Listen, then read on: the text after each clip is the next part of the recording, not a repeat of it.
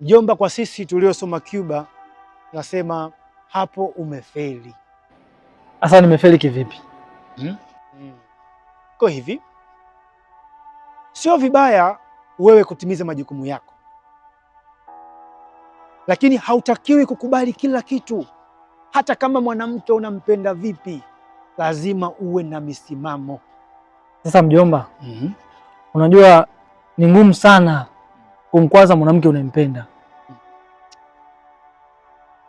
na kama mwanamke anakupenda lazima atakusikiliza. Mwanamke anayekupenda siku zote atakulinda, atakuheshimu, atakuonea huruma na atakuwa na mawazo ya kukushauri wewe namna nzuri ya kutumia fedha zako unazozitafuta. Lakini mwanamke asiyekupenda, ndugu yangu, atakuwa na matumizi mabaya ya pesa. Hajali, hana maumivu, hana uchungu na pesa yako. Hata mkiachana potelea mbali. Iko hivyo mjomba. Kwa hiyo mjomba, unataka kumaanisha huyu mwanamke mimi anipendi?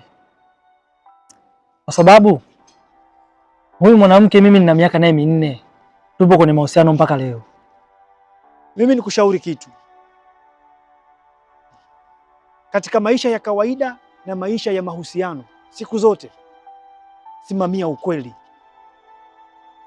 Usipende kukubali mambo ya kijinga eti kwa kuhofia kwamba utamkwaza mpenzi wako, atakasirika, mapenzi atakufa. Wacha yafe, lakini wewe uwe na mafanikio. Shika hapo. Nishakwambia, hebu nipe muda basi kidogo nifanye kile unachokitaka. Tangu juzi unasema nitakupa. Mbona unipi? Au nadhani mimi sitongozi?